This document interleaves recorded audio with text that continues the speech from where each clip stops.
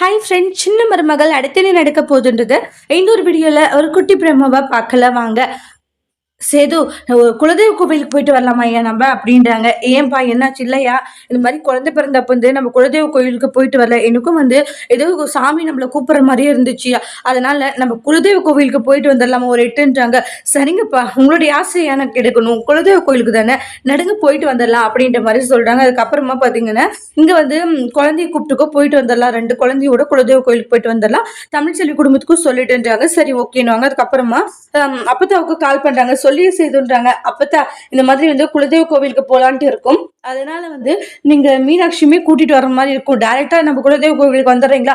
அப்படியா, சரி நாங்க எல்லாம் அங்கிட்ட வந்துடுறோம், நீங்களும் வந்துடுங்க அப்படின்றாங்க. சரி ஓகேன்றாங்க.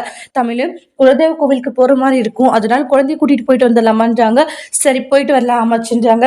அதுக்கப்புறமா பாத்தீங்கன்னா சரி ஓகேன்னு சொல்லிட்டு எல்லாருமே பாத்தீங்கன்னா குலதெய்வ கோவிலுக்கு போறதுக்காக ரெடி ஆகிட்டு இருக்காங்க. இங்க பாத்தீங்கன்னா சேதுடைய ஃபேமிலியுமே ரெடி ஆகுறாங்க. நேரா குலதெய்வ கோவிலுக்கு ரீச் ஆயிடுறாங்க. அந்த அம்மாவை பாக்குறாங்க.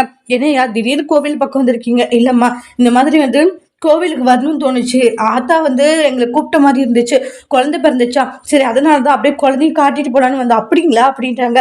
சிங்க குட்டிங்க மாதிரி குழந்தைய பெற்றிருக்கீங்களே அப்படின்ற மாதிரி அந்த அம்மா குழந்தைய தூக்கி ரொம்ப கியூட்டா கொஞ்சிட்டு இருப்பாங்க. அந்த குழந்தைய பார்த்துட்டு அதுக்கப்புறம் தமிழ் செல்வி சேதுவை பாக்குறாங்க.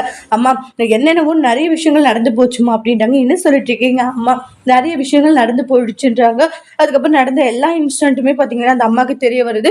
தெரிய வந்துட்டு அந்த சாமியார் அம்மா அப்படியே அதிர்ச்சியில இருக்காங்க. அடுத்து வரக்கூடிய பிரமோல என்னெல்லாம் உண்மைகளை அவங்க கண்டுபிடிக்க போறாங்க, அந்த விஷயத்துல ஈஸ்வரி மாட்டினா அடுத்து அவங்க எப்படி அதுல இருந்து தப்பிக்க போறாங்கன்றதெல்லாம் நெக்ஸ்ட் வரக்கூடிய பிரமோல நம்ம வெயிட் பண்ணி பார்க்கலாம். இந்த வீடியோ பிடிச்சிருந்தா லைக் பண்ணுங்க, கமெண்ட் பண்ணுங்க, ஷேர் பண்ணுங்க, மறக்காம நம்ம சேனலை சப்ஸ்கிரைபர் பண்ணிக்கோங்க. Thank you friends.